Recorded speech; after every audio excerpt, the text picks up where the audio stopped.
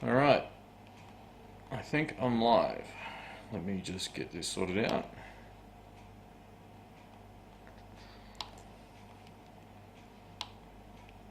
Alright, cool. Looks like I'm live.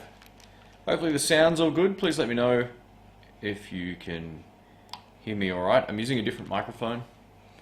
Hopefully it's not too bad. Hey, we got Lanark Guitar. Brady, how are you, man? TKFLM5. How you doing? Fishy Paw, Fraser, and Raphael. Cool names. We've got Jop Van Heest as well. The Frugal Musician. I like that. That's cool.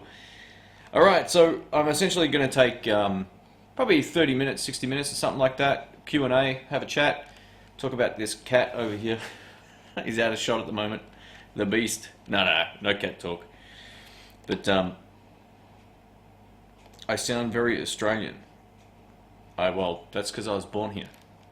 I lived in the States for a while too. Actually, I don't think I sound as Aussie as a lot of Australians. I think the more I did video production stuff, the clearer I needed to speak, and that actually fixed a lot of my speech. So, we've got Todd Flowers from Florida. How you doing? We've got Patty, Brett, Mile, Brian from the UK, Jeff Harper from North Carolina. How are you, man? Been to that airport there once. Oh, Charlotte, north or south? Anyway. Wayne Whiteside's here as well. How you doing? Alright, so Raphael says, what's my opinion on Dire Straits? I love Mark Knopfler. I think he's, as my friend Rick said, he's the gift that keeps on giving. Even a lot of his solo stuff is fantastic. He's one of the tastiest guitar players. And in terms of the band question you asked me, I love Dire Straits. Alright, wow, we've got lots of folks here. Wayne's from Sydney in New York, not Sydney in Australia. Alright, so I know I've already missed some questions, folks. We've got 40 people here, so I'll just give it a sec. Alright, so here's one. Brian Wall says, PV Studio Pro versus Bandit. I actually did a shootout video where I discussed like the pros and cons of both. I kind of look at it this way. The PV Bandit's kind of like a Hot Rod Deluxe, whereas the Studio Pro's a little bit more like a Blues Junior / Deluxe Reverb. It's not as loud, it doesn't sound as big, the cabinet's a lot smaller. That's the sort of comparison that I would draw between them both. But depending on what you need, you know, that's what it comes down to. If you want a bigger sounding, louder amp, the Bandit's way louder, the cabinet's bigger, you get a bigger sound. It's just, you know, the way that works. Hey, we got Lincoln from Florida. How are you, man?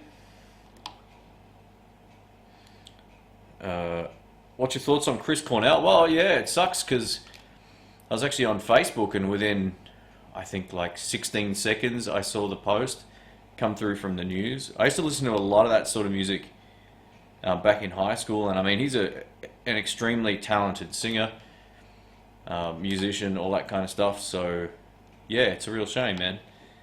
Like, I'm not going to lie and say like I'm the biggest fan in the world, but I appreciated how good he was. And I'm only, you know, the style of music I listen to now isn't so much of that sort of style, but it sucks. That's why I posted the message on Facebook as soon as I saw it. So, yeah, there's lots of great songs, yeah, he's such a talented guy, and yeah, it's a shame. So, all right, we've got Raphael says, give him a shout out on Instagram, instrumentally_mental. There we go. Check him out. All right, what's my cat's name? Well, technically I don't have a cat, but this particular cat, his name's Chesley, and he likes to hang out here when his owners are away. He's so big, by the way, like he's snoozing right now, but he is enormous. Yeah, it doesn't do it justice. Wait till he moves, and I'll show you how big he is. He's literally like this big. Yeah, so they're cool with him coming over. I don't feed him or anything, but he hangs out here all the time. You noticed if you saw my rundown of all my gear that I use for my YouTube, I put a video together about that. He's on my desktop. So, yeah, Chesley's always over here. He's funny as. We got Lanus from Hong Kong. How you doing? I didn't know you could get YouTube over there. That's awesome. All right. Do I like Joe Satriani? Not really. I don't own any of his music. I don't know enough about him to make it like a sort of like a relevant comment, but I know he likes his sunglasses. All right, I have a Vox AC10C1. What speaker upgrade would you think would be worth it? A 10-inch speaker, probably a Jensen, or maybe a WGS speaker. Jensen would be my first guess. Check out some Tone Tubby stuff as well. Tone Tubby make great speakers. Yeah, and like you don't want to lose the character of the amp, or at least I wouldn't. I would want to just enhance it, so I would probably go for something like a Jensen. I always forget the model numbers of the Jensens. They're like C6Q or QC6 or something. Oh, I can't remember. But yeah, look them up. Just type in Jensen 10-inch speakers for guitar and it'll come straight up. Alright. Oh, here's a question. Mile says, do I suspect people will hang on to their version 1, version 2 amps for the Mustangs? I hope so. You notice, like, I didn't jump on any bandwagons with my comments about the Mustang. I kind of just decided to do an honest review so people didn't get stung buying a piece of junk. I'm not going to say, well, it's probably a bit harsh. Look, they're okay. They're just nowhere near as good as the old ones. So unless someone really wants to upgrade for a specific reason, I don't see any justifiable reason why you would want to upgrade. So I hope people hang on to them. I'm actually getting the Mustang 3 version 2 Sunday. I'm also getting a Boss Katana off another friend, and he's got the 100-watt one. So I plan on doing like similar type reviews for the Katana, and I'll also do maybe some comparison videos or something like that. And then Mustang Monday will start up again. It might be bumped back a week. Yeah, I didn't expect to really flip my Mustang GT, but I'm glad I did. I ended up with this thing here. I'll show you this guitar. Actually, I'll show you in a sec. I'll take some more questions and I'll show you the axe. Alright, so do big guitar companies rip people off for old designs and snake oil? I don't think they rip people off. I think the salespeople are the problem. I could be wrong, but maybe Fender come out, or any company, Gibson or whatever, come out with videos that say, you know, relic guitars breathe better. That's all bullshit. So anytime you hear a salesperson say that, you just shake your head and you just dismiss it, basically. You don't even have to shake your head. Just say, oh, okay, cool, thanks. And say, you know what, that he might not know better either, because that's probably what he's being told, and that's what he tells the customers, who are generally, not always, but generally pretty uninformed when they go to music shops. They kind of know what they want, but they don't maybe know the specifics, like that tone polish stuff that came out where we're supposed to clean your guitar and bring back the sound, you know. It's like, how about you just change your strings? So I think what causes a lot of problems on YouTube especially is people perpetuating BS that isn't factual. So you'll have people doing conversations with guitar techs or whatever saying, oh yeah, you know, this wood does this, but they can't really prove or disprove any of that. And that's just not, you know, it could be anything. I'm not going to get into the tone wood thing, but yeah, there's a lot of stuff that gets said that isn't really based in reality. I think that's what it comes down to. So the main thing is, I always say this, anytime you go to buy a guitar, go play it. If you like it, it's fine. I don't care if it's relicked. I don't care if it's not relicked or new or used or whatever. If you like it, go get it. And all of that other cosmetic stuff is only cosmetic stuff. But to pay more for a guitar that's beat up, and to pay a lot more, that's something you'll just have. You got to look at it like a piece of art, maybe. Just say, oh, you know, I love the look of this. I can justify it because I love it, and that's fine. That's fine. All right, Tim says, compare Hot Rod Deluxe to a Marshall DSL 40. How would they be for a home practice amp? Probably both way too loud. I wouldn't use a Hot Rod Deluxe or a Marshall DSL 40 for jamming at home unless you own a house and you don't have people above you or below you, you're not in an apartment, anything like that. If you are, don't buy one. It's super overkill. Super overkill. In terms of tone, Fender clean tone's better. The Marshall clean tone's great. The drive tones on the Fender suck. That's my personal opinion. Use it with a pedal. The Marshall drive tones, I think of one of the 3 stages of gain, or 2, however many it's got. One of them's good, the other 2 aren't great. And that's just my personal opinion on it. But yeah, 40 watt valve amps or tube amps for home use is way too much. Alright, so Lincoln says, question, would Fender Supersonic 22 be good for a gigging amp for duo work or a band?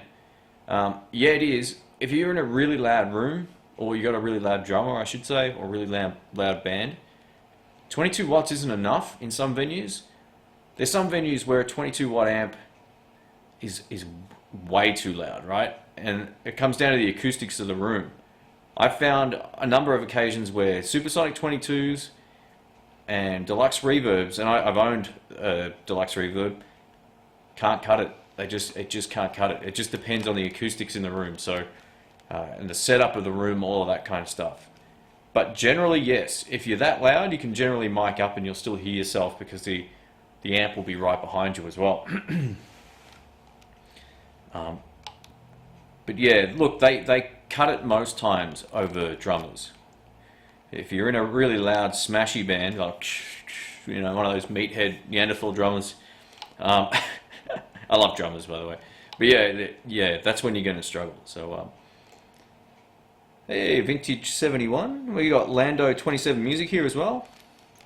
He just says, I bought MV50 AC, waiting for it to arrive from Sweetwater. That's awesome, man. Cool stuff. I wonder if my package got to you before your US order on your last one. I forgot to ask you about that, actually.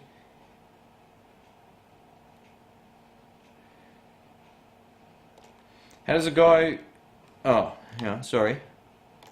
What do I think about Gibson Les Paul tribute guitars? Are they real Gibsons? The tribute. Are you talking about like the studio models, or are these different models? I'm not too sure. Hang on, let me look them up. I might be getting my wires crossed here. So much stuff to remember. Let me just have a quick look. Oh, okay. So they're like their sort of less expensive brands. They're kind of like the studio ones. I actually had a 70s tribute one, and I had a 50s one, I'm going to say, with the P90s. Tone-wise, they were okay. I just had lots of problems with intonation and tuning and the nut and all that kind of stuff. And pickups being loose as well, which was weird. But you know what? I haven't tried these new ones. They look really good from the photos. I can't bring it up on screen right now, but I'm looking at it right here. So yeah, I don't get a chance to really try out a whole lot of new Gibson stuff, and I don't, like, because I'm a lefty, there's not a lot around. You might find one or two here and there, but I don't think Gibson have made any this year, or they've made very few. Let me just bring up the chat. I seem to have closed it. Hang on one sec. Alright. Alright, what would I say is the best overdrive pedal at the moment? Whichever one you like best. Don't get suckered into buying stuff you don't need, or don't get suckered into buying something that someone else loves. I mean, look, I know what I like, but what I like, for example, isn't the same as what my friend Brian likes, or what my other friend Rick likes. We all like different stuff. He goes for a much more sort of classic, old school sound, where I like a bit of edge in my sound. So for me, I like what I like, and my favourite one still, right now, I've said this for months, the Versus Audio Royal Flush Dual Overdrive pedal. I think that's, yeah, that's my favourite overall overdrive. And I've also got the Wampler Tumnus little clone copy kind of deal in front of that, so I can either use the dual overdrive on my main pedal, or I can run the Klon into 1 or 2 channels of that as well, which is crazy. So, but yeah, it's just, you know, you can't go wrong with a tube screamer as well. So, Vintage says, "Hey Shane, hope all is good, mate." Yeah, I'm doing well, thanks. How are you? And any chance of a new rig rundown? I haven't had one for a while. Yeah, absolutely. I've been thinking about that for like the last week or so. I had so many pedals arrived, and I said to everybody, like, 1 demo a week, and that's it. But now they're banking up. I got like 8 pedals sitting over there at the moment that I need to film. I filmed 2 more tonight, which was good, but I think once I'm like ahead of that, then I'll go and do a gear rundown, and I'll be including my latest acquisition over here, this beautiful beast.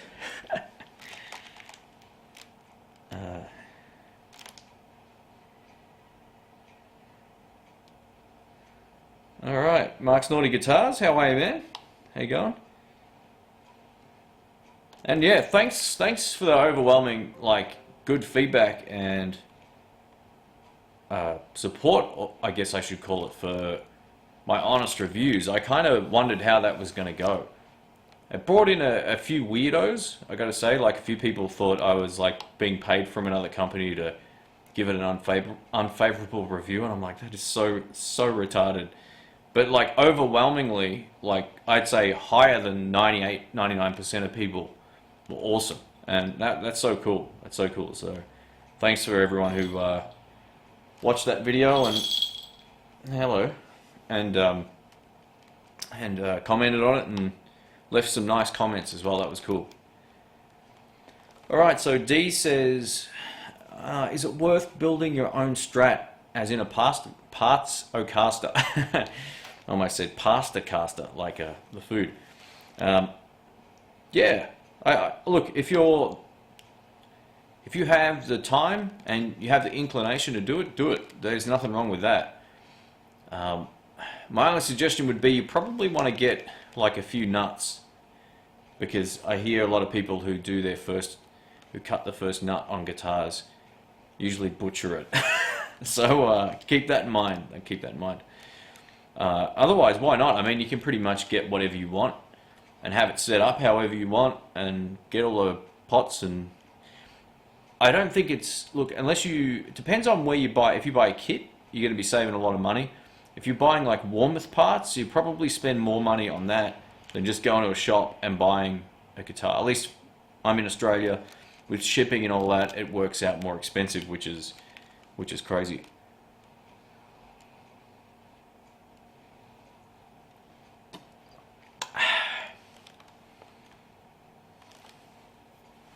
Just like you, my amp caught fire. How do you know the science behind this cause? Do you now know? Sorry, I misread that. Do you now know the science? No, I don't know what happened. I have a feeling either the transformer blew. I have a feeling that's what it was, because it stopped working altogether. Well, it was on, but it just, you know, the smoke came out of it. I have a feeling it was probably a dodgy transformer. I could be way off. It might have just been something on the circuit board blew. I have no idea. Alright, so Neil M says, "Hi Shane, Neil here. Is a Blackstar..." Man, I can't read tonight. What's going on? Is a Blackstar ID Core 150 watt amp giggable in your opinion? Generally, if an amp's 150 watts and it's not a Mustang GT 200, you're good to go. Look, I don't know a lot about Blackstar ID Core amps, but if that's like a full-blown tube amp and all that kind of stuff, let me look it up, because some modeling amps will cut it and others won't. So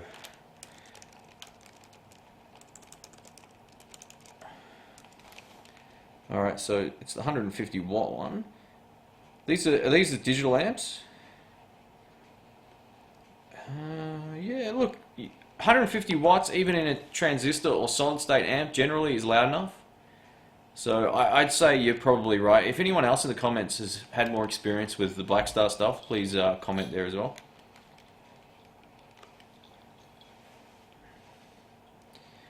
Luke says, "Great content, man, especially on the Mustang GT. Was thinking of buying it, now giving it a second thought. Any thoughts on the Line 6 amplifiers?" Look, I don't know how much better the Line 6 stuff is going to be than the Mustang, to be honest. From what I've read and heard and a lot of comments, people are leaning towards the Boss Katana amps. I'm not saying like the Line 6 stuff isn't good, but my suggestion is always go play amps if you can. Just don't buy them over the internet, because you might have high expectations and then be disappointed, or you know, you might just it might just not do what you're hoping it does. And there's no right or wrong. Like, if I know the old Line 6 stuff wasn't exceptional for me, for my sound. I haven't tried a lot of the new stuff, so you know what? Maybe give it a go and see. I have my doubts it's going to be that much better than a Mustang. So check out the Peavey Bandits, man. You get essentially 4 channels. You get, well, more. You get 2 different clean tones and 3 drive channels. That's all you'll need. You won't need much more than that. It's got reverb on there as well.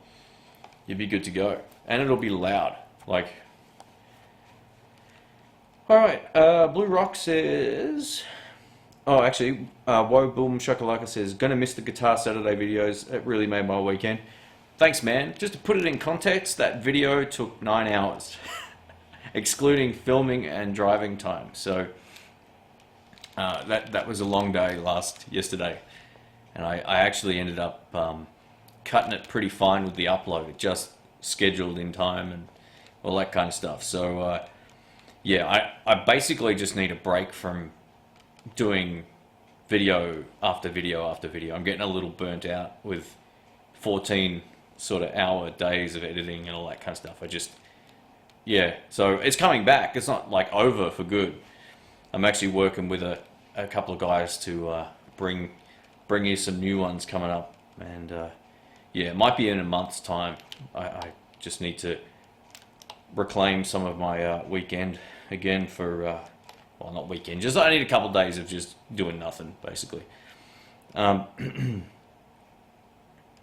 there's another question here. I got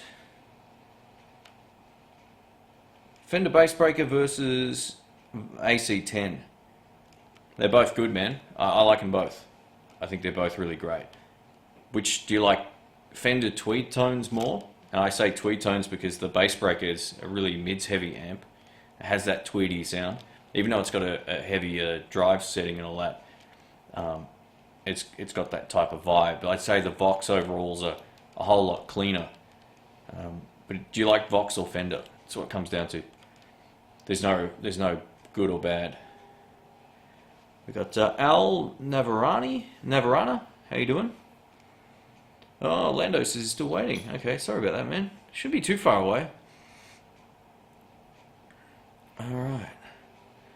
Virtual Life says, forget the Katana, that thing sounds bad. I have no opinion on it right now. All I know is I've heard it live and I didn't like it, but my friend literally had it on the metal setting or some sort of like brown sound setting, which was awful. I hear you can dial them in really easily to get a decent sound, and I'm looking forward to giving that a shot. So, all right, so would I trade a Bugera V22 new for a Fender Hot Rod Deluxe new? Just talking about value. Yeah, I think in my opinion, the Fender Hot Rod would be a much more expensive amp, at least here anyway. So, but it just comes down to the sound. Like the valve configuration's different in them, or the tubes. So it just comes down to which one do you like the sound of more, as well. We've got Marianne from Bulgaria. She says, "Oh, he says, sorry. Thanks for all the cool stuff, Shane. Please rate the importance of stuff that affects tone: strings, bridge, guitar, neck, wood, pickups, tone, volume, electronics, frets." Wow. All right. So the first thing, pickups. And if we're talking electric guitar, here you go. He's turned around. Let's do this. The Boss Cat. Hello. Yeah, so pickups would be the first thing that would affect the tone the most. There's no doubt about it. Then I would say, there we go, I'll just zoom back in here, guys. Give me a sec. Probably like quality pots would make a big difference as well. But the bridge makes a big difference to sustain. Absolutely does. And same with the nut as well. They're all important, but the biggest change you can make is the pickups. You can take a junk $50 guitar, put a great set of pickups in, and it will sound so much better. It might not play any better, but it will sound a whole lot better. Alright, someone asked if I played an L5, but I can't seem to... Oh, here we go. Lab Series L5. No, I haven't played that, sorry man. I like the Tone City Golden Plexi and the Texas Harmonic Hot Mod 800.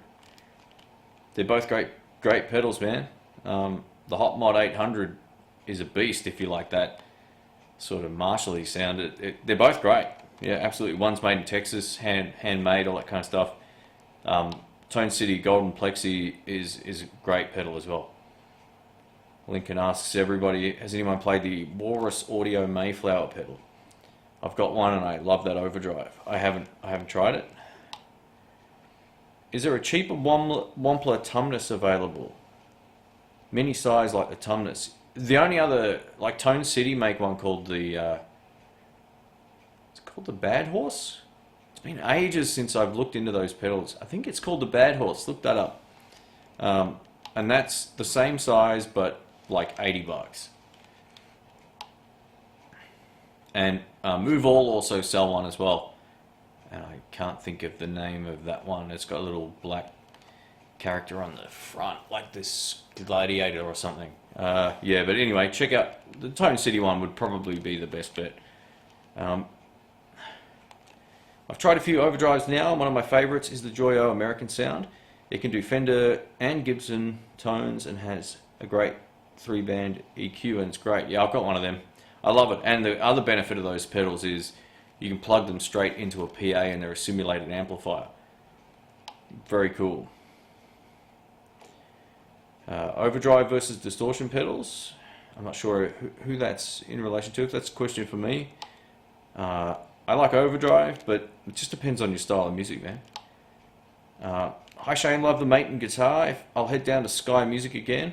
Great Guitar Search Saturday episode, by the way. What were you thinking about a fair price for your Tokai you were thinking about selling? Well, I paid $17.50 for it not long ago. And I'm thinking, like, I know I'm going to take a hit because the resale on new Japanese guitars isn't always great. But I'm a lefty, so I reckon somewhere around $12.50 is reasonable. Or nearest offer, somewhere around there. Man, itchy tonight. You got fleas, cat. Lando says parts casters are fun. I've done about 2, but yeah, not really a money saver, just a great hobby. Learn the skills first, soldering, etc. So there's some good tips there. And folks, if you want to, check out Lando's YouTube channel as well. He's posting some really great videos. He's been on the live streams a few times as well.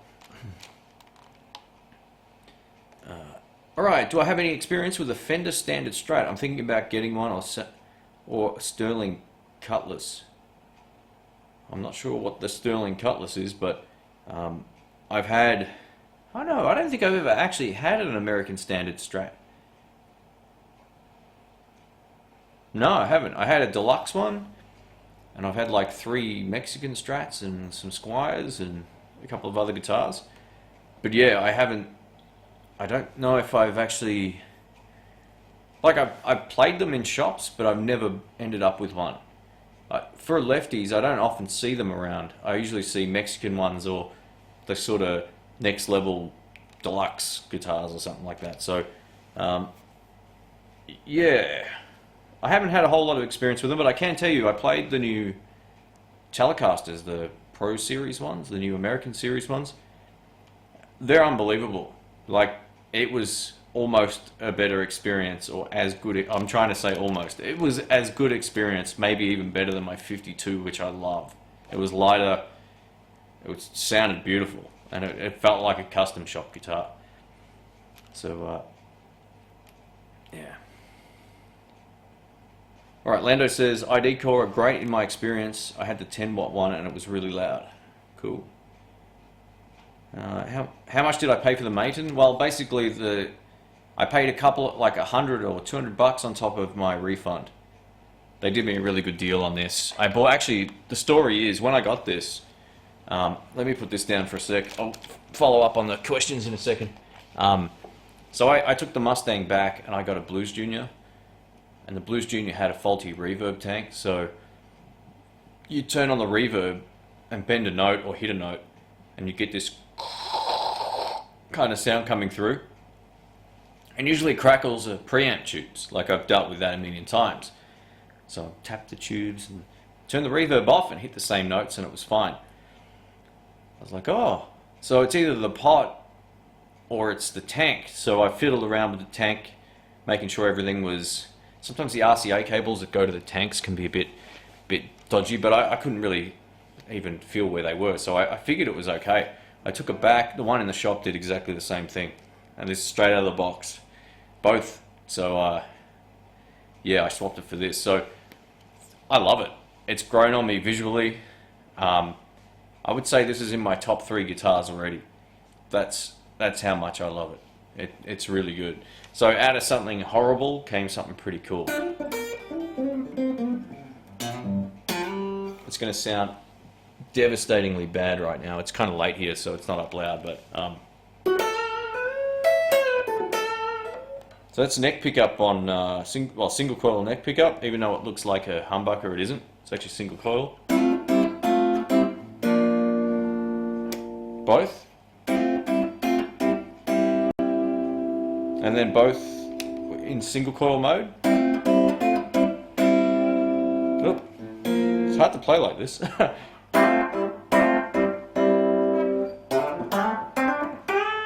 Yeah. That's single coil and humbucker.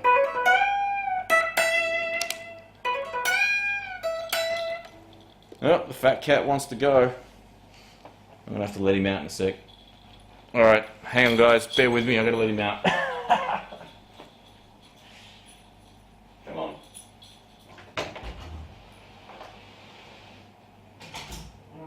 There you go.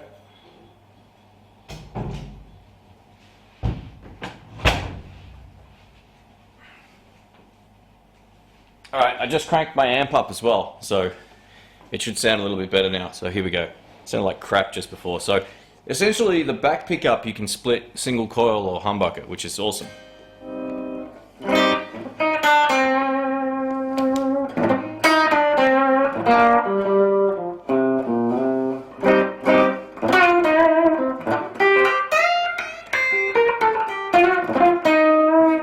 So that's humbucker.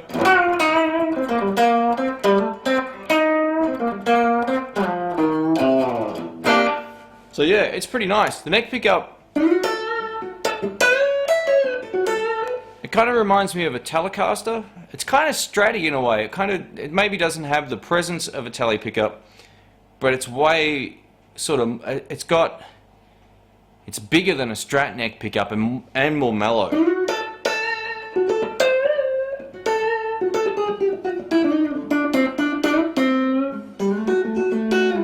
So anyway, yeah, that's what I ended up with. The other cool thing about it, nice big neck. If you've seen my likes and dislikes on guitars, one of the big things for me is a guitar with a good sized neck. I got really large hands for a short ass, so yeah, reach most of the neck. But yeah, so it's great. It holds tune as well as a Strat. I took it out of the case. Played it, it's in tune, put it back in, took it back out. Day later, it's all good. So, yeah, let me know what you think of that. I absolutely want to shoot a demo. I've just got to get rid of all of the pedal demos first, and it'll be up. So, yeah, I'm going to do pretty much the same, like a good, thorough review on that. I haven't done a guitar review for a while, so it should be fun. Alright, so Black Pearl Guitars says, any Dr. Z experience? Yeah, one of my good friends has one at the moment. He's got the one with the 210s, and it's a very clean, very hard sounding amp. Not the most smooth and round sounding amp ever. It's got quite a a very dry and direct kind of sound. It's not unpleasant to listen to, so don't take it that way. Fenders, you can kind of dig in and it kind of gets juicy and smooth. That one just stays like, it's got no give, like sag, that kind of stuff. It doesn't sag at all. And you got to be pretty strong to lift them. So yeah, that's the experience. But that's it, they're great, man, absolutely. Brady says, In the Blues versus Marty Schwartz. I'm not too sure what that is, but Marty Schwartz is cool, man. He's a happy-go-lucky stoner / guitar instructor. I like his vibe. He'd be a cool guy to meet, I reckon. I don't know if he's a stoner, but I assume so. Could be wrong. He seems like he's a pretty chilled kind of dude. Not that I am, but yeah, like, anyway. What's my favorite guitar? That sort of stuff comes and goes for me. I'd say overall I got two. Like I said, that's in my top three. It would be my Little Crow guitar because that sounds and plays great. It would be my 52 reissue Tele, and that. And depending on the day would depend on which one I like the best. I'm very much like that when it comes to guitars. I get inspired by what I listen to and what I'm hearing, and then I'll just play that for a while, and then all of a sudden I'm done and I want to mix it up. Have I thought about trying an atomic amplifier? Yeah, we've done videos on the channel actually. Rick and I did that. We did some comparison videos with that and a couple of other amps as well. What's my favorite guitar amp combination for playing blues? Look, if you're not talking about having pedals, I'd almost say you can't go too far wrong with a Supersonic 60. I think they're a really great amp in terms of their combos. You can't really get them much anymore. They're discontinued, but they're really great. I really like my Blues Deluxe with its clean tone and then using a pedal in front of it.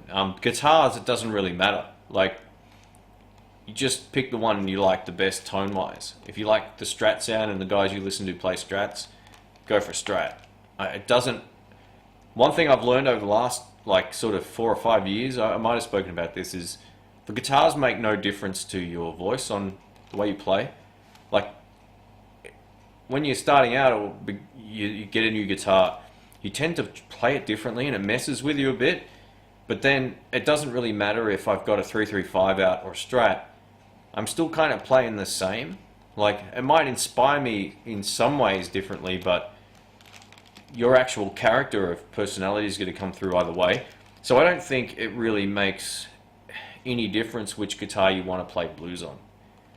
I'll play that. I'll play this exactly the same as I'll play my Tele or my Strat or my 335 or whatever. The benefit of these type of guitars is very few controls is a huge plus for me. That's one thing I don't love about Les Pauls and 335s, even though I have one of each.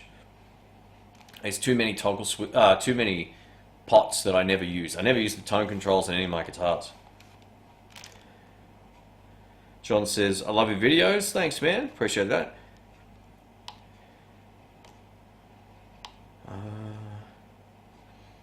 Thoughts on Iron Gear pickups? I haven't heard of them. Sorry, man. Alright, Fender Hot Rod Deluxe amp drive plus overdrive pedal, or Fender Hot Rod Deluxe amp clean and overdrive pedal. Clean, 100%. You don't lose any bottom end. I find the drive channel on, well, I got a Blues Deluxe, but same with the Hot Rod Deluxe. I've had a few of those over the years. They're not, it feels like all the frequencies have been like removed from the low end, and you lose a lot of lower mids and all this kind of stuff. So clean channel, that's why you buy that amp. You buy that amp for great clean tones, and then a pedal platform amp. Look at what Brian Wampler's done. He's made just a great clean channel amp. I haven't used it personally, but that's all you're going to use. Like, clean channel, always better for pedals. There's very few amps I would put a overdrive pedal into a dirty channel on an amp.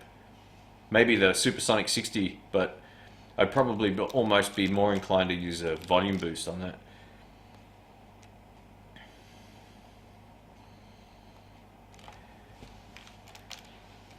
Alright, so Carl says, any other places you recommend alongside Sky Music for lefties? I'm trying to find a hunt for a second-hand US Tele. Yeah, if you're looking for second-hand stuff, then you go to... I've forgotten the name of the shop. I did a episode there and it skipped my mind. The Swap Shop, the Music Swap Shop. You check that out. Syndal Music, Syndal. Check out them. I know they've actually got a few left-handed Strats. They've had them in there for years. They're the second-hand ones, actually quite good. That's where I got my gold top from years ago. And my 335. So yeah, that would be probably the two places that come to mind. I also go down to Found Sound. I'm pretty sure that's owned by the Swap Shop as well.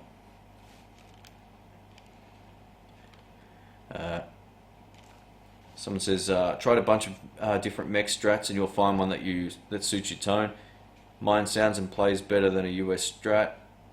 Tried 8 or 10 different Mexican strats until I found it. Yeah, I felt the same way. When I found my white one, it played and sounded awesome. Like, I've never had a strat that sounded and played like that. So, even my deluxe one didn't play and sound as good as that Mexican one straight off the shop, straight off the wall. And from what my understanding of it is, or from what people left comments on the videos and all that kind of stuff, they said a lot of the newer machinery is at the Mexican factory as opposed to the American one. So I don't know if that makes a huge difference or not, but I hear that's why the quality's great. So, and I love the finish on the neck. Everything about the current series of Mexican strats is fantastic, other than the price. Actually, yeah, I don't know. I haven't checked the price locally for a while since that video went up. Alright. Oh, Carl says, funnily enough, I have the exact same Maton as you. About 10 years ago, great guitar. Didn't know they still made them. Well, they're actually out of production now, which is another reason why I wanted one. Supposedly they're taking a break from electric guitars altogether. And, you know, I think I commented on the video. I'd seen this in that shop a few times, and I actually got a price on it ages ago, like a year ago maybe. And then I went back and I saw it in there still, and Rick was playing around with his custom shop Tele, and he goes, play it. I said, no, I don't want to buy anything. Because yeah, I just got to watch the finances, and yeah, I thought, you know what, this is great. I've already been able to sell a few pedals to help recover the funds, so it's been alright. Just plays so good. I haven't even changed the strings. I think the reason it plays so good is it feels like it's got at least 10s. They don't have like 8s or 8s or 9s on here. Yeah, I love it. I love it. The bridge pickup on humbucker mode, it's just awesome. It's got a lot of tops and a lot of bite, even through the Bugera V5, which has no top end. Alright, so Wayne says, I've never seen that guitar before. Yeah, they're very, especially in a lefty, they're pretty uncommon. They've got a real retro thing about them. Yeah, for those who have just joined too, yeah, so they're essentially, that's a humbucker and a single coil. You can split it, so it's a humbucker that you can split with a toggle switch here, and then that's actually just like a single coil, but it looks completely different. And you can't, that's not a humbucker in any humbucker mode at all. This switch thing is like just your pickup selector, so neck, middle, and bridge. So when you're holding it this way, it makes sense. Down is bridge, up is neck, and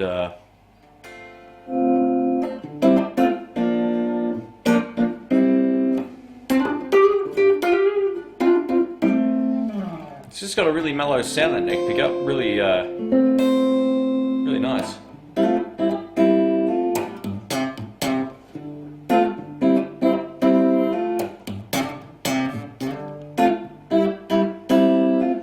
Yeah, it's cool. So anyway, that was what came out of the whole Fender Mustang GT debacle. The guys at the shop were so nice. They had literally all their stuff left, and they got new stuff in, and they're super friendly. So it was great. D Cowboys 107 says, what do I think about Rickenbackers? I like their bass guitars. You know what? As a lefty, I've never seen or never played or seen. I don't think I've seen any Rickenbacker guitars anywhere. So yeah, I'm not. I can't really give you an informed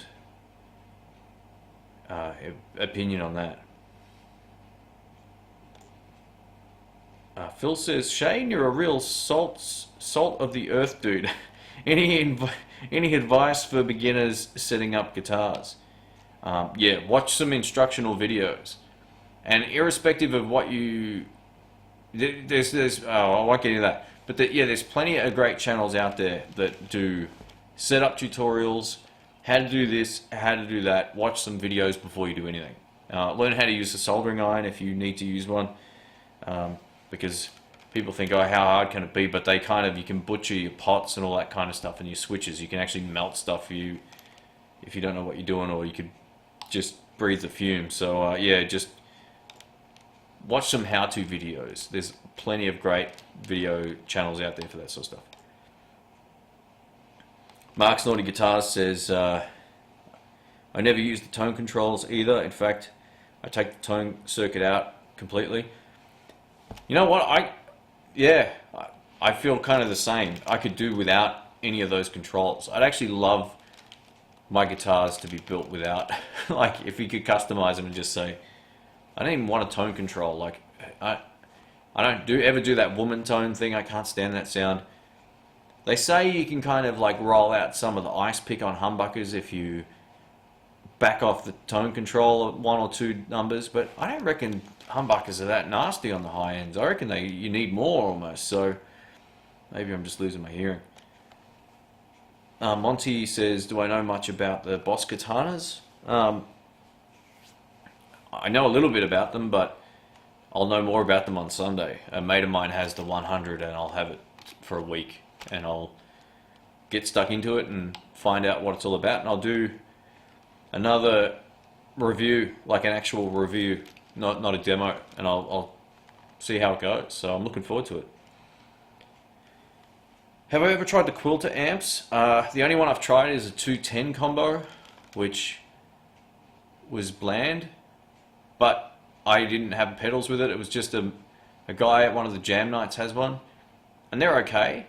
If you're talking about those tone blocks, I've been over this a few times on other live streams where I kept getting emails every 3 months from the company saying, yeah, we've got one on the way, it'll be boxed up, you'll get it soon.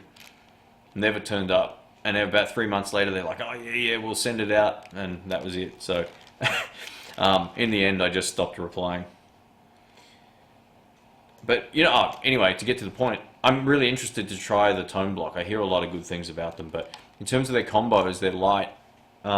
Just a little lackluster sounding to me. They're just a bit dull.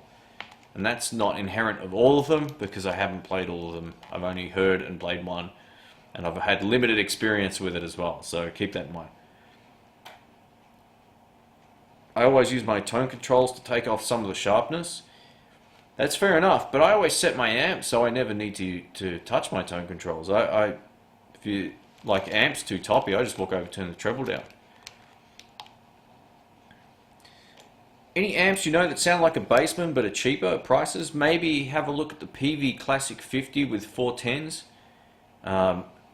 It's not going to sound identical to that. It's got reverb and a few other options on there.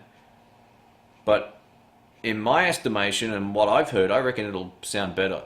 It's one of the Peavey valve amps that are on another level. Some of the best tones I've ever heard was through one of them. And that's kind of probably going to approximate that mids push of the Bassman to some extent, but they are very different amps. I don't know if there's any other exact clones out there that are just cheaper. Yeah, I mean, Achilles Amps makes some Bassman stuff, but you'll be paying for hand-wired gear. So, yeah, cheaper, I'm not too sure. But the Peavey stuff, the Peavey Classic 50 410 is an absolute monster. Just either bring a couple of roadies with you when you need to get into your car, or bring like a hydraulic press lift thing. Fishy says you can't play Clapton style without a tone control. It's alright. Play your own style. Would you pair a PV Bandit 112 with an Envoy 110 as a stereo rig? You know what? I don't think I've really played the Envoy amps, but you're gonna have like one really loud amp or one really huge sounding amp with one that's probably not going to be very loud, so it might be an odd mix. But hey, Captain 10 Barbosa says, any tips on gigging with the Blues Junior? Yeah, use it when you know you're not going to be that loud and it's going to be awesome, or when the band's not going to be that loud. Like if you're playing to a room that's not, you know, a massive room or whatever, then you'll be good to go. Mic it up, keep it clean if you're using pedals, and mic it up, because if you push them too hard and then you've got pedals, it's gonna turn a little mushy. I love Blues Juniors in terms of what they can do. I just think they're not loud enough on their own without miking them up, for the gigs I do at least anyway. So Fishpaw says, it just goes to show you it's all about personal taste. Absolutely. That's why I always say to people when they ask me what's better out of this and this, I'm like, go play them, make up your own mind, because there's been times where I've said, oh, this pedal is so much better than this one, you'll love it, to someone if they've asked me something.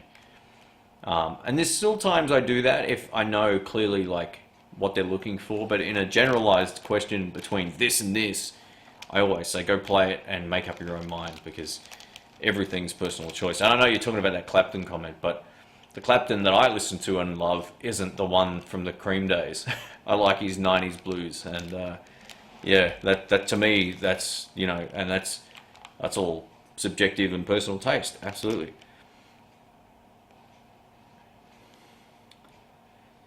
Also, Shane, to say it live, thank you for keeping your reviews real, unlike certain store reviews. Wink face. Thanks, man.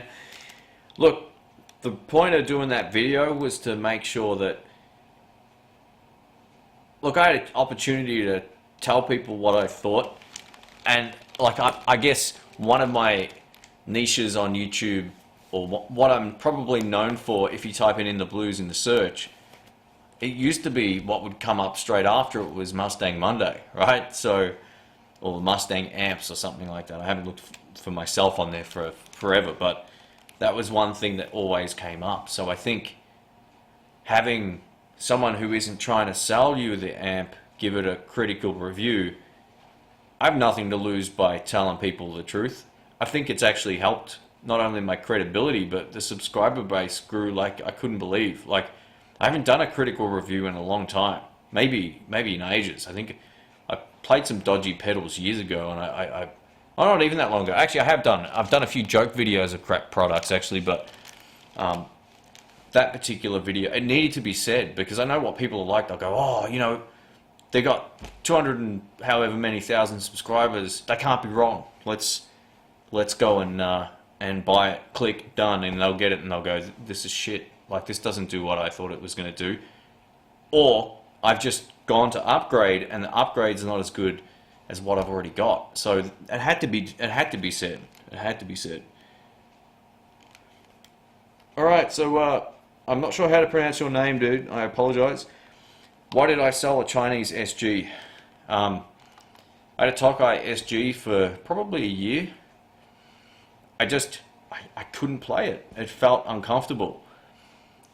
Not uncomfortable in terms of like it was an uncomfortable guitar. It just, the neck, the way that it sat, the connection to the, like, all of my reference points were gone. Like this, you know, I can put my thumb, I hits the back here with an SG, you keep going.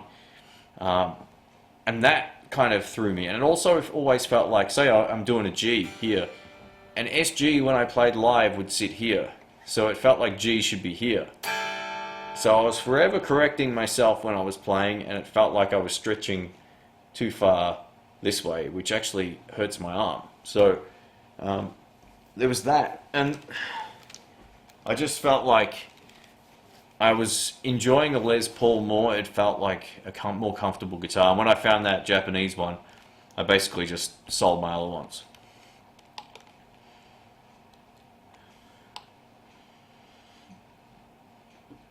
All right.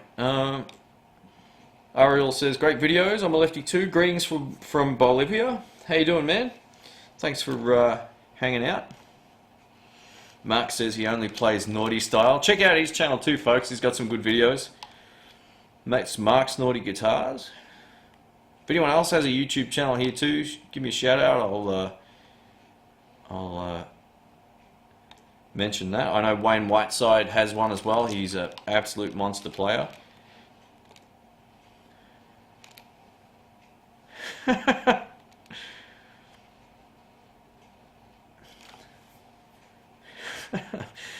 Thanks for that comment, Biggles.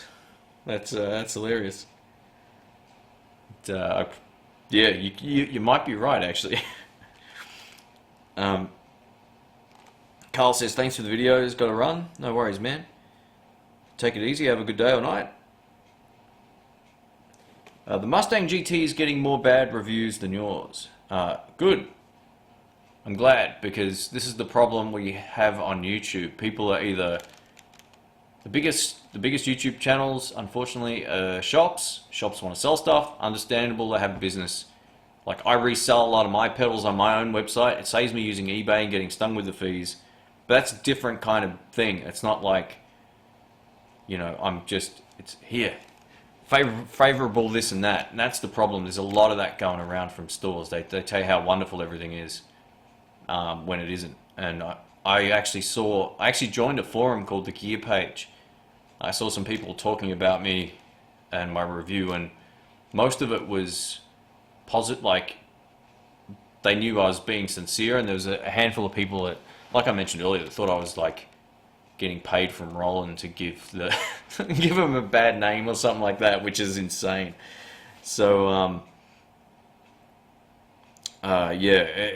basically, a lot of people were like, "Oh, the new firmware is gonna fix up the Mustang and all that kind of stuff," but it's not. At least it hasn't yet. So we'll see what happens. I'm glad there's balance in the force when it comes to reviews. Absolutely appreciate that. What's my addiction to emojis? I can't remember. The chat just scrolled, but I read that just before it did. I can't remember who said that, by the way. I apologize, but I think they convey emotion way better than text. The way because I get like hundreds of people a day asking me questions or replying or commenting. If I just write thanks, it can come off as like, great. Yeah, thanks for that. One word. Thanks and a smiley face, meaning like, thanks, I really appreciate it. You know, it says more than what one word does, and it's essentially just as easy. So, I love them. I think, you know, someone once, I think it was Joe Rogan said, or someone on his podcast said, emojis are the hieroglyphic, I can't say the word. You know how Egyptians have those hieroglyphic? I can't say it, damn it. What's the word I'm looking for? I can't think of the word, but anyway, they're going to be like the equivalent of the Egyptian pictures that you see in, you know, that were their words for our generation, basically. Hieroglyphics. Is that how you pronounce it? I can't remember. Paddy says, do you have any tips on endorsements or sponsorships? I'm probably not the best guy to ask, really. Like, I'm working on getting the YouTube channel sponsored, and I want to work with like companies that I know and trust, like Jerry's Lefty Guitars, for example. Guys like that I already have a relationship with. You know, I've been over there, filmed some videos for him, all that kind of stuff. So when I say sponsored, I'm looking at just, you know, featuring good, unique businesses on the channel in a very small capacity, but in a way that's beneficial for them and for guys that are left-handers, for example. So it's a good niche. My approach would be try to find something relevant, and you need to be able to make an offer that is useful for the company and don't overshoot your current value. There's calculators for that as well. Just do a lot of research. If you type in YouTube sponsorship on YouTube, spend hours going through videos and work out what the best strategy is. That's what I do when I try to grow my channel. Ways to improve it. I literally put my head into you know, Daryl Leaves videos, and I watch as much stuff as I can, try to get as much knowledge as I can. So same for that.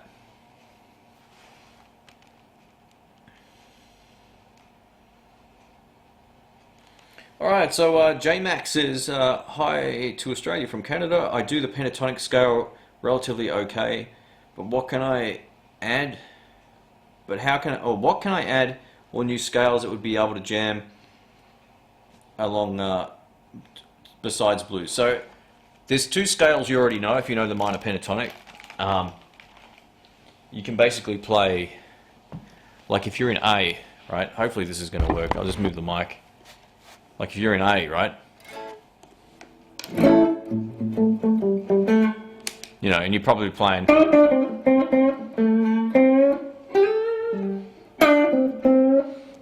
If you move what you know 3 frets back,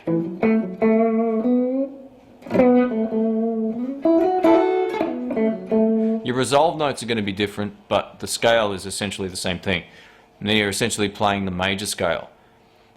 What you can also do on chord changes is play to the major of that as well. So you play over the D sort of.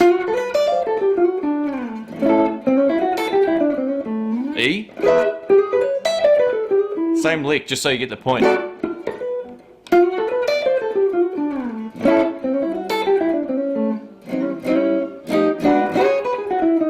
So it's a E lick basically.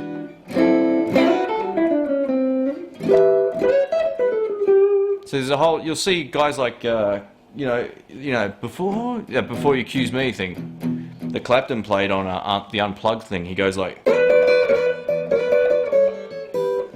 So that's all in E.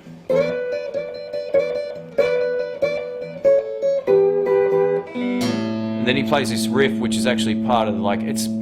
This is where it gets kind of confusing. It can be the major. It's a major lick, but it can also be he's playing over A.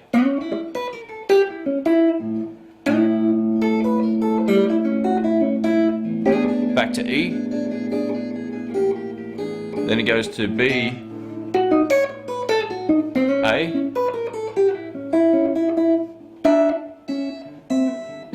So just by using what you already know, you'll end up mixing both the minor and the sort of the pattern from the same pattern but from the major part, and you'll find all those spots those notes work.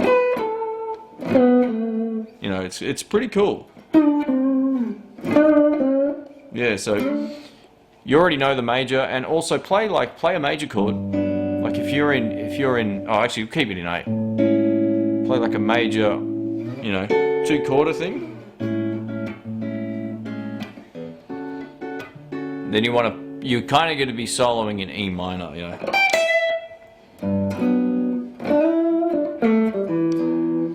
But you got to make it kind of fit. So it's a. Oh, sorry. Let's start. I was in A, wasn't I? So if you're in A, you want to be in F sharp minor.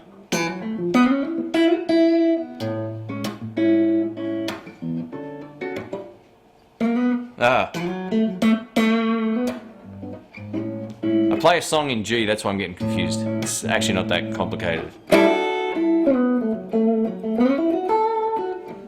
And a lot of that stuff will work over blues really well. There's also a lot of extra notes you can hit. Don't be afraid to hit all of these. They're all part of chords, so they kind of work. Then just mess around with what you know. The minor pentatonic will lead into a lot of good stuff. Anyway, I hope that didn't bore everybody, but it might help a few more people than the guy that just asked the question, so hopefully that helps.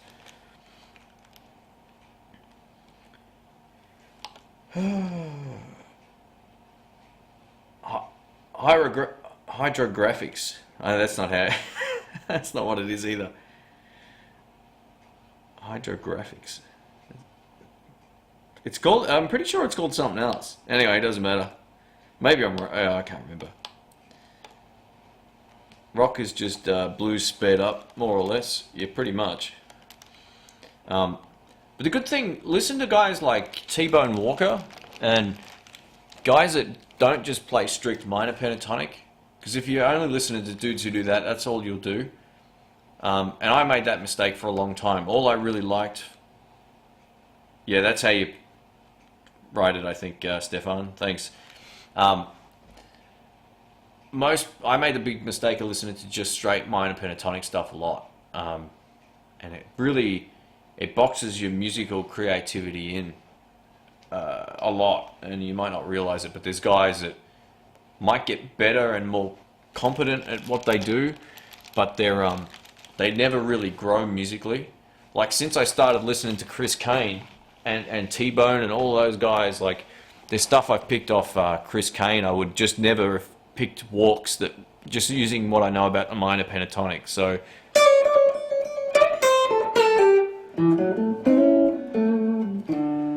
you can see some of that is woodwork over A.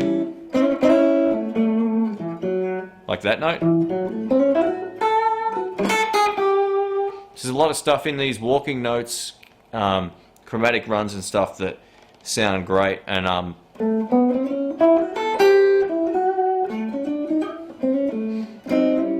you know,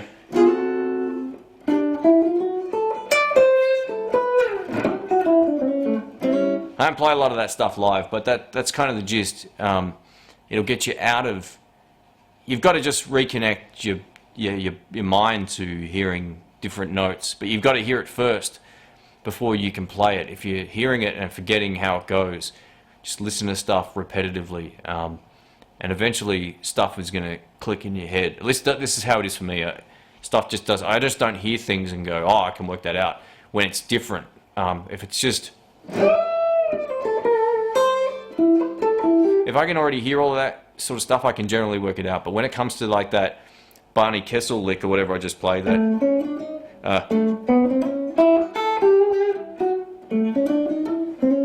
that kind of thing took me ages, because it was like, just to remember what I was trying to hear and then connect the notes took a while. So get out of the habit of just listening to guys that just, if you want to get out of it, take your playing to different places. You gotta not listen to just the same stuff all the time. All right, so yeah, so I'll show you. I'll type this in. Chris Kane, C-A-I-N. Arguably the best blues singer player I've ever heard. Him and Ray Beadle, this is Aussie guy. They're both, and they've played together as well, surprisingly. But that's yeah, Chris Kane is on a whole other level. He does a few different things in his playing. He can rip the crap out of it like you've never seen, as tastefully as you've ever seen. And then he can do the Albert King thing, the B.B. King thing, or that style, but with more, just with more. Like, he's a monster. So yeah, it's one of those things where you gotta, yeah, check him out. Sorry, I was just reading there. Here we go. Choose the slow blues backing track, put it on repeat, play pentatonic, and find other notes that fit. Gets you out of the box real fast. I do it an hour a day just finding other notes. That's a really great idea. Yeah, always playing in context to music is important. A lot of guys will just sit there and sort of noodle around, and that doesn't really help unless you're playing a song solo acoustically or practicing. You know, you're always best to have music on rather than just fiddling around. There was a time where I learnt, like, and this is the other reason you should always play the music. You know, you can learn a lick. Like, I remember when I learnt this lick, probably about a year or and a half ago. It was just a old Clapton one. It was like a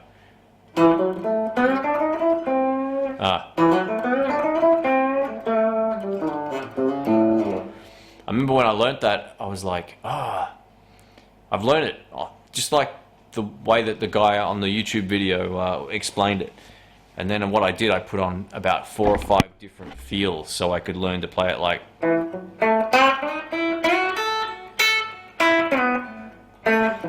Oh.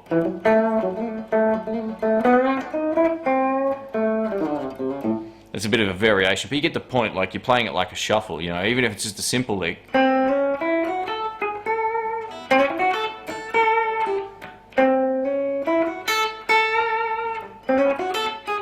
And then you can start messing around with other licks. So, you know, pick something you already know, and don't be scared to just play other notes around it and see what happens. I think a lot of people don't learn much because they're hesitant of getting outside of what they know. Like when I worked that lick out, I'm not claiming I invented that, but I hit that by accident. And I went, oh, that's actually really cool. So then I found out, like,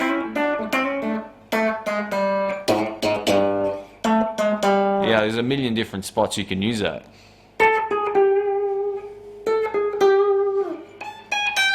So all of a sudden I've got this new little run. You've heard me use that a million times, but you know, that's a relatively new lick in my arsenal of stuff that I worked out how to move around real easy. So played in context to different types of music, it's a huge bonus if you do that straight away.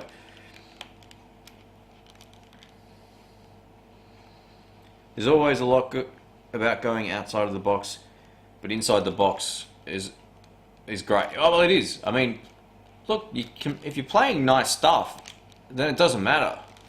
If you're bored of what you're hearing, then learn something different, or work on your feel or technique or something like that. So, yeah, that would be my suggestions. I get really bored with stuff, and I started sort of getting into Knopfler, some of his obscure Les Paul songs when he's playing clean, and it's good stuff. Actually, I've worked out this new little lick. It's not quite there yet, and it's simple, but I'm still piecing it together. It's a combination of notes that I've used a million times, but the order's different, and it takes me a little while to still, you know, get them in the memory banks. Thoughts on the Blues Junior Tweed? They're fine. The Tweed ones, if you're talking about the lacquered Tweed one, it's probably the best, or one of the better Blues Juniors. Ugh, that's cold. Must have been streaming for a while. What do I think is better, Mustang 3 V2 or a Fender Super Champ? Depends on your needs, man. Depends on your needs. If you're playing at home and only playing at home, probably the Super Champ, because it's not as loud. The Mustang 3's version 2s are extremely loud, and they can be used at gigs. If you want to take it to a gig, the Mustang, hands down.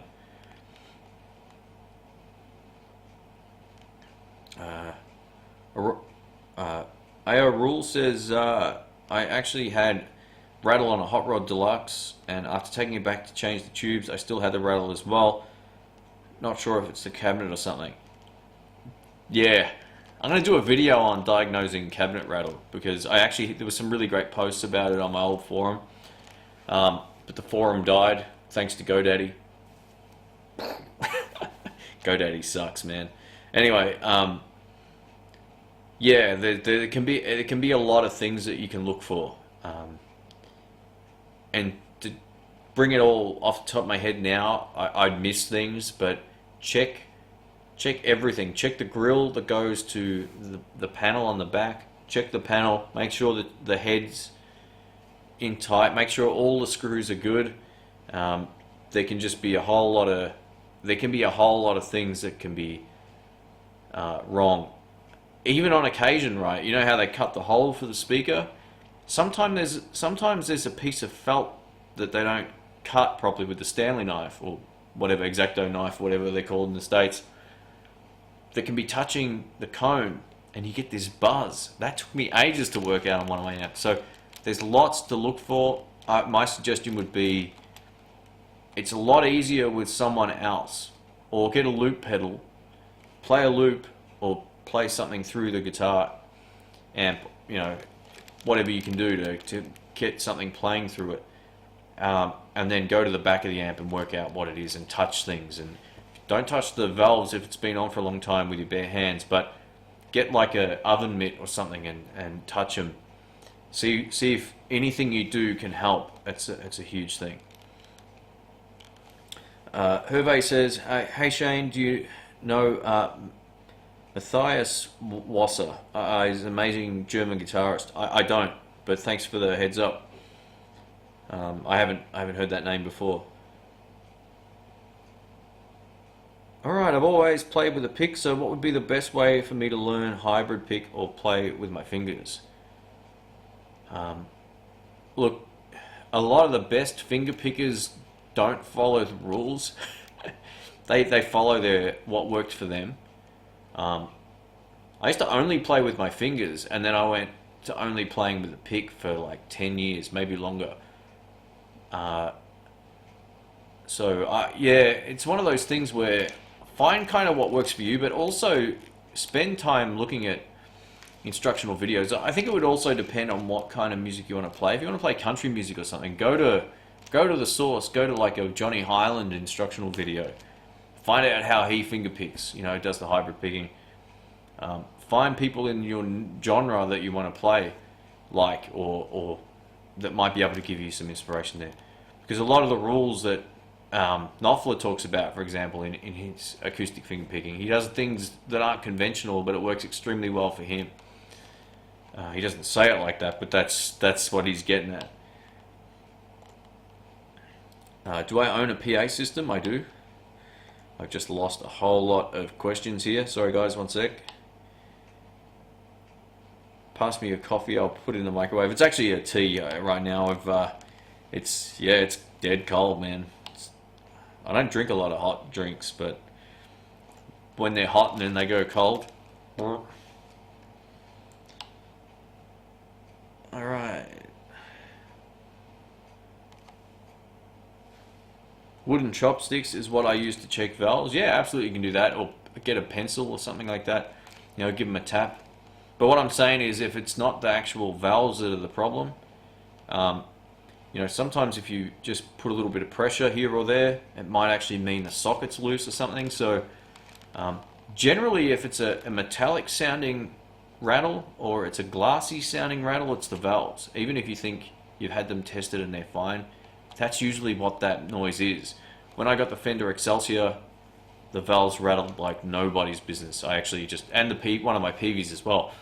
So plonked in a new set, it was fixed.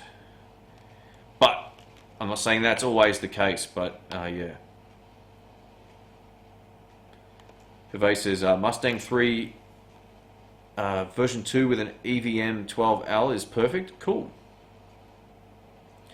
What do you think of tabs compared to chording? Look, tabs are helpful. I mean, I don't know. The only time I really get onto, this is how I learn stuff. If I can't work it out by ear, which, alright, I should start again. I don't often learn a lot of solos note for note anymore. I kind of get the gist of it and then pick bits out of it that are unique or different. And sometimes tabs are a really handy way of doing that. But also have a good enough and critical ear to know if it's not right. Alley Cat says, how's my Blues Junior? It transformed itself into this. So my Blues Junior, I got it home, unboxed it. The reverb tank or the reverb pot had a fault. I took it back the next day. Got another one, or tested another one I should say. Did exactly the same thing. So I ended up with this, and this is an amazing result. So yeah, this is my new acquisition / trade for the the Mustang GT200. I'm actually going to email Maton and just say like, well done. I've never given these electric guitars a look until I saw this, and I wasn't even that interested in them, to be honest. I didn't know anything about them. I haven't seen them around, all that kind of stuff. And then I played one, and I'm like, this is just awesome.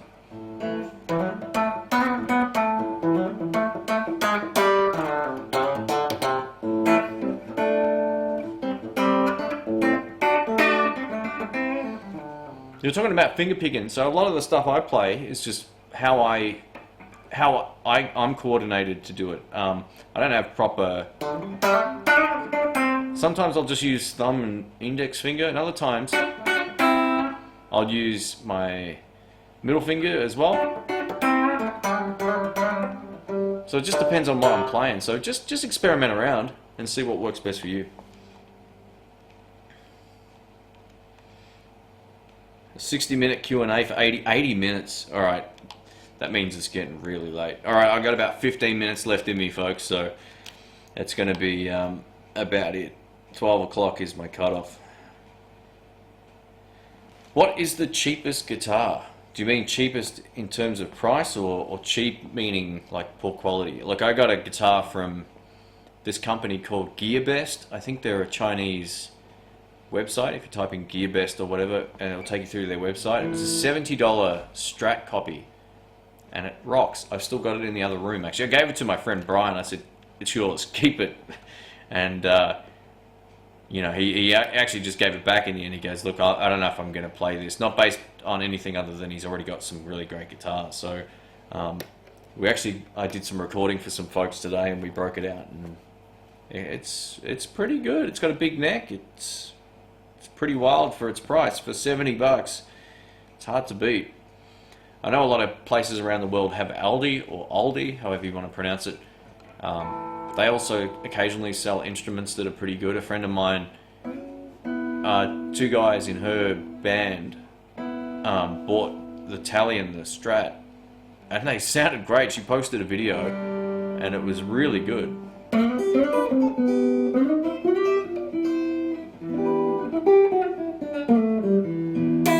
Ah, man.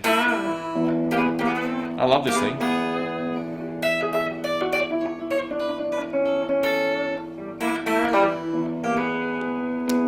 This humbucker.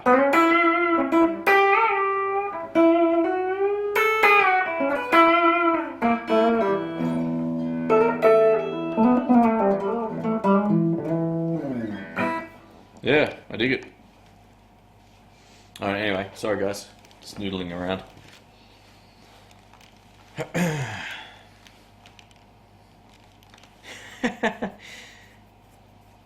Alright, so we got Ryan's here. He says he's the 52-53 Telly guy.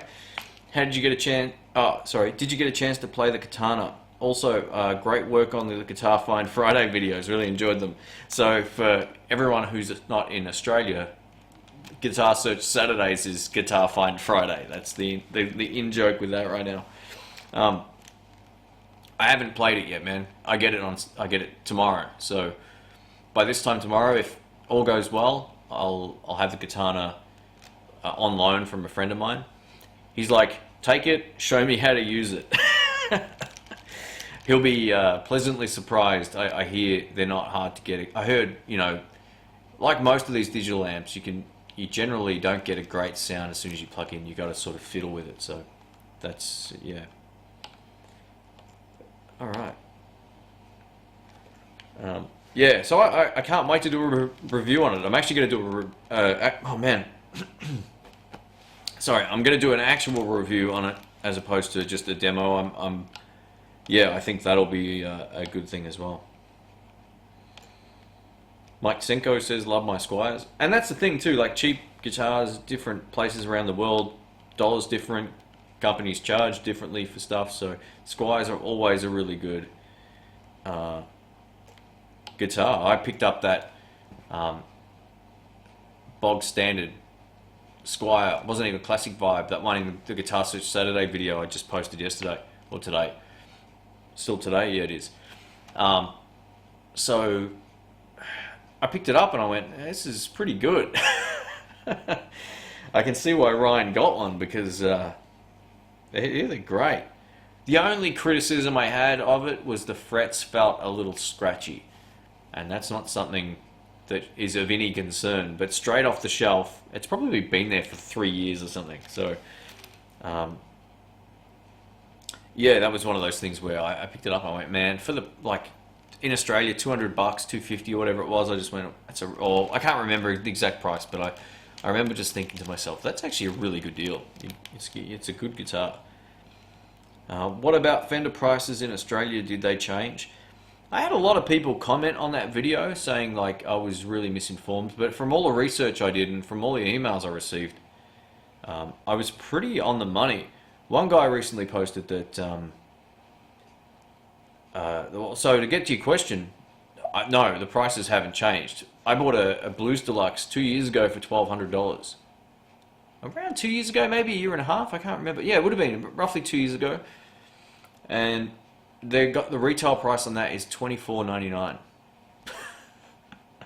So this guy's theory was he gave me the retail price in America and then used that as his starting point for all these other taxes. And I said to him, I was being nice, and he was being pretty aggressive.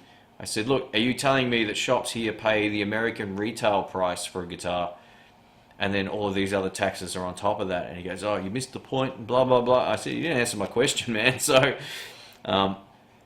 look, the street price or the deal price is always less than the real actual retail price. But I still feel, and this is just my, my belief, is that the prices don't make sense.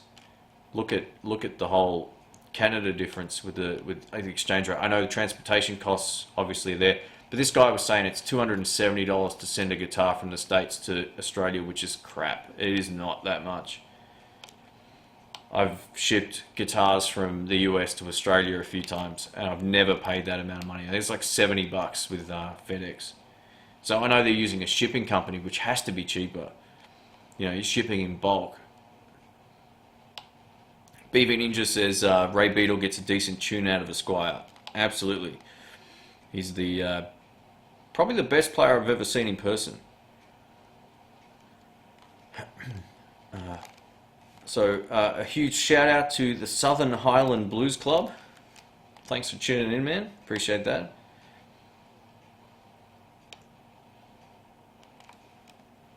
Technically, the Katana is not a modeling amp. It's a solid-state amp like the PV Bandit.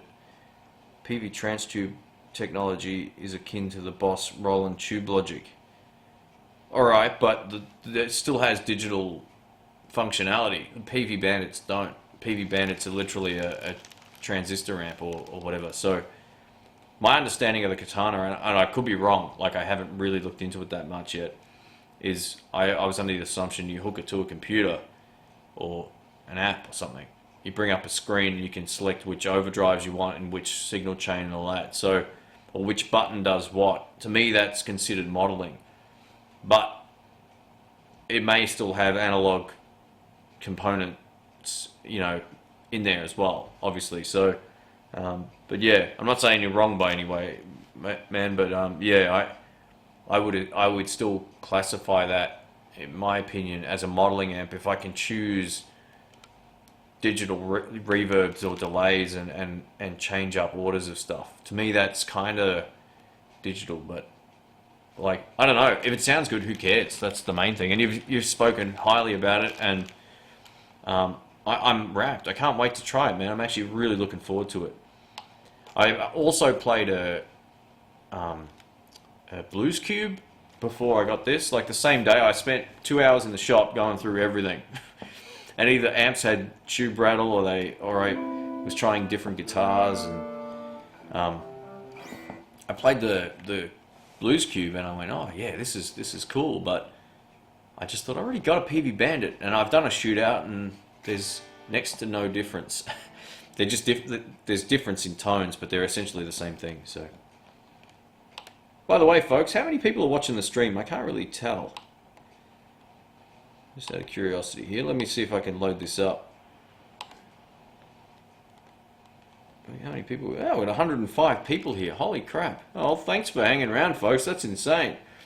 If you do like these live streams too, please give them the thumbs up. I appreciate that.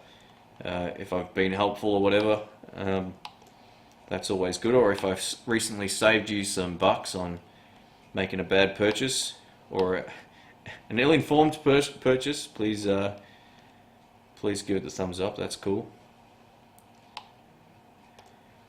Wow, man, that's insane. So thanks to all the new subscribers too. Like, the channel just went nuts the last month. It's literally got like 3,000 people in a month or some crazy amount. Like, it's insane. So thanks to everyone who has been around for a long time as well. It's always great having you on board and contribute. And yeah, I'll do a live stream with the guests again soon. I do have one other live stream in the works where I'm going to have a few other YouTubers on, the guys that I like, and it should be fun. So yeah, I'm not going to give that away right now, but it'll be a couple of smaller channels and 3 huge channels as well. So, or about as big as mine, let's just put it that way, or larger. It should be fun. Hit the button, folks. I think a lot of people who watch on that wasn't me asking you, by the way. That was BV Ninja. Yeah, I think a lot of people will get a lot of value out of this live stream that I'm going to try to do with the other guys, because we all play different styles of music. We all might have a different opinion on things as well, and it'll be a Q&A as well. So we'll have a quick chat, maybe 20 minutes between all of us. I'll ask them some questions, and then yeah, we'll basically have a big live Q&A with like a lot of people. Hopefully be on. It'll be worth it. It'll be good fun. All right, Brett says it's midnight in Australia. Yeah, almost. You'd probably have a lot more viewers if it was later. It's before 7 a.m. in the US. Wow.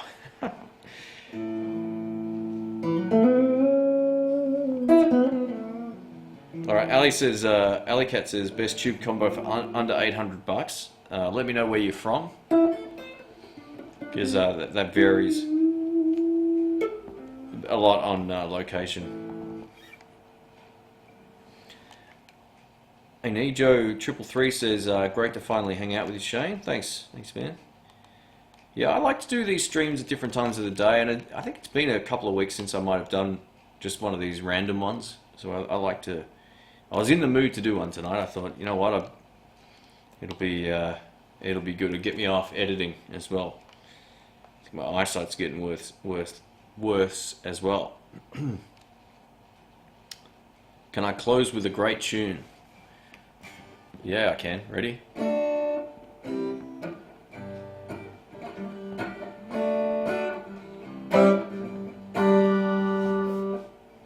Big wheels keep on turning. Now you home, see if I can.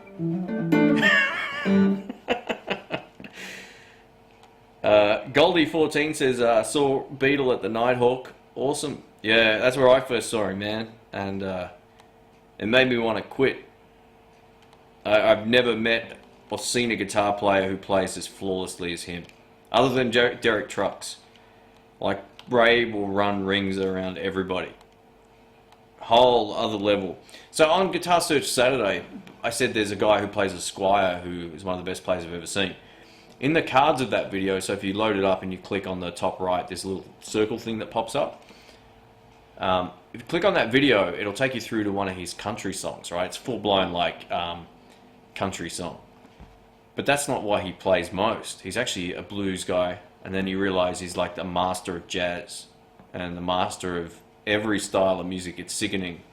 He's the funkiest guitar player I've ever heard in my life. Like, full-blown, like, just playing these grooves, and he's smiling, and he's got a lot of charisma too. So not only is he a great player, he's one of the few guys I've ever seen who's the master of every style of music. Although I haven't heard him play metal, but you know, in terms of the roots music, you know, the blues, the jazz, the funk, the soul stuff, man, he's the best.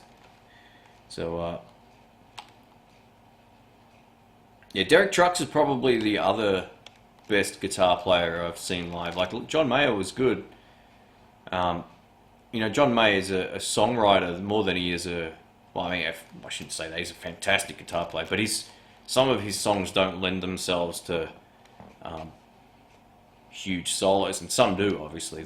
But they're songs, you know. Derek Trucks can just jam, and he can go for like 30 minutes, and he'll just keep going. So, yeah. What's the other one?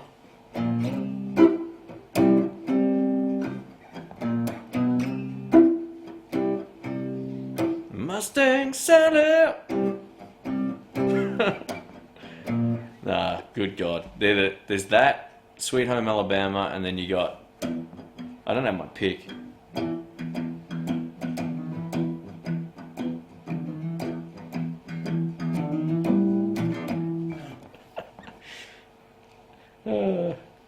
Sorry about that, guys. Just lost 1,000 subscribers now. Joe Bonamassa too. You know, I haven't seen Joe in person. Chris Kane's also coming out to Australia, so I want to go see him. It's like $30, and I figure that's a great deal. Derek does play without a slide once in a while. Yeah, he's a monster without it as well. Like it's crazy. His fingers, man. It's insane. Ray Beadle though, man, he's just as good. Absolutely. Like Ray's one of those guys. He never really just launches into a solo and melts your face. It will start here and you'll go, wow, this is impressive. And by the end of the solo, it's so good. And he plays stuff I've never heard any other guitar player play. He doesn't sound like anyone else. He can emulate everybody, right? And maybe he's a combination of all of that stuff. But I'm sure he's got some stuff that he plays on that clip that I've never heard anyone else play. Yeah, so Fogline Fever's the song. So if you type in Fogline Fever Ray, it should come up. Who's the most overrated guitarist in your opinion? There's a lot of them in the Melbourne music scene, but I won't go into that. Wow, there's lots in the Melbourne music scene, man. Lots, and they're always like got such a fake vocal as well. It's horrible. Fake most overrated guitar player. I don't know. I'm not too sure because there's guys that don't seem too flash now that people would say, oh, he's overrated, but they defined a style that everyone else copied.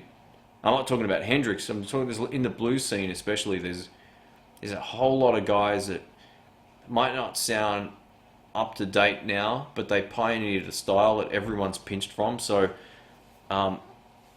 yeah, I don't really know.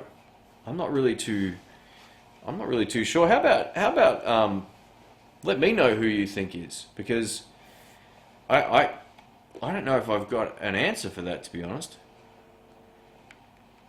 Greg Koch. Yeah, Greg Koch's amazing. I met him a few years ago, man. He's the tallest dude. I stood next to James Worthy from the LA Lakers and Moses Malone once. And yeah, I met them at a basketball thing here.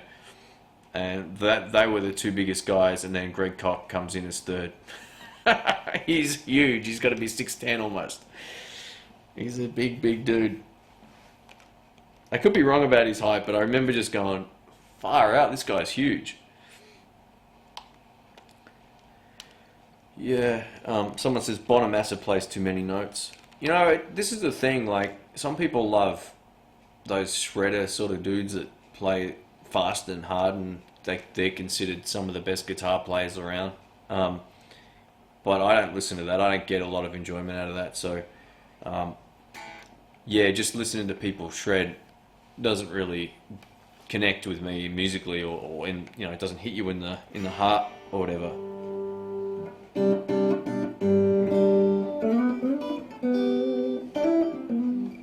All right, best tube combo under $800 US.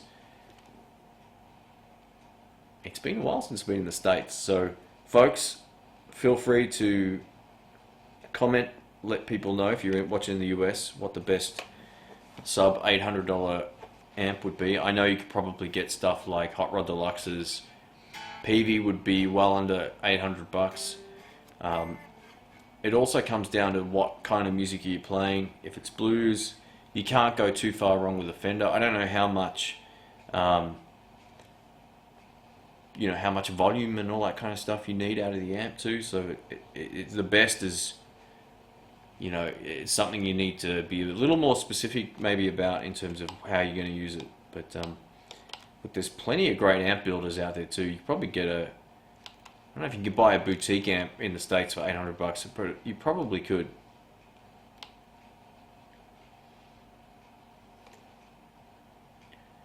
He's not that tall. He was just playing a very small guitar. I tell you what, man, he's a big dude. He's a really tall guy. Favorite blues venues in Melbourne? They're kind of dying, man. Like the Nighthawk was my favorite by far, but that ended up turning into, ooh, that was lucky, into like a cover band kind of venue in the end. And Unfortunately, that's what they had to do to keep the doors open as long as they did. So it wasn't their fault. But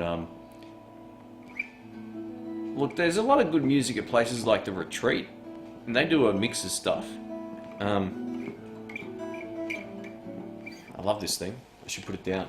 Just get distracted. So yeah, look, I'm not really. I don't. Best blues. I don't know. There's not really that many dedicated blues venues in Melbourne anymore. There's a really great one in Mornington called the Double G Saloon. They're great. I mean, they got a lot of great blues acts. I'm not sure if they're open anymore. I heard they were closing. That's the other problem. Greg says I should stand next to Angus Young for context. Is he a short ass? Is he? So I'm like 5'7", maybe 5'8", maybe 5'8", somewhere around there. Like 168 centimeters. So Greg, I just remember seeing, like when I walked up to him, I was like, holy crap. I got a photo with him and he literally was like hunched right over. So yeah, he's a nice dude too. I feel a bit sorry for Greg. He does those Fender Road shows, and I remember just all the people that walked up to him said, oh, you're a great player, but I play like this, I do that. Oh, this is my band, blah, blah, blah. And I just went, oh, no. I said, hey, nice to meet you, man. Love you playing. And I think he appreciated that. At least I hope so. Isn't John Mayer 6'5"? I think he's pretty tall. I don't know if he's 6'5", but he's pretty tall. He might be 6'5", I don't really know. Alright guys, it's 7 past midnight here, so I'm going to go. This 30-minute, 60-minute stream has gone for God knows how long now, like 80 minutes, 90 minutes or something. So I'm gonna hit the hay and unwind. So yeah, thanks for stopping by, folks. It's been awesome having so many people join the live stream. We've still got 90 people here, so look, I'll do another one of these pretty soon. So if I didn't answer your question, I apologize. You can always leave a question on this video once the stream ends. Not in the live chat, but once the actual video has been posted, feel free to do that. I know I can't. I try my best to get through everybody's questions, but sometimes the chat flies and I get distracted and then I miss stuff, or I start talking about something and I can't say I still can't say it. Damn it. Hieroglyphics. Is that how you pronounce it? Did I get it right that time? Jeez, I'm an idiot. I know, sometimes if I haven't said a weird word like that for a long time, it just doesn't come out right. Don't forget to let the cat back in. Yeah, I'm going to have to. He's not even my cat, but he'll probably chill out on the couch until the owners get back. Yeah, they only live next door anyway, so it's all good. Alright guys, thanks for watching, thanks for hanging out, thanks for all your questions, and yeah, stay tuned this week. I'm going to be filming the Katana demo, all being well. I'll have the Mustang 3 here as well, if it all works out, and I'll be able to make some new patches. So, yeah, hieroglyphics, there we go, thank you. Phonetic pronunciation is good. I can say phonetic pronunciation, no problems, but I can't say hieroglyphics. Pyrotterrifics. Yeah, exactly. It's late and I'm tired, so that also doesn't help the speech. Yeah, and it brings out all the impediments. Alright guys, take care. Thanks again. I gotta go over here to turn it off. So yeah, rock on and blues on and keep practicing, and I'll catch you soon. See ya.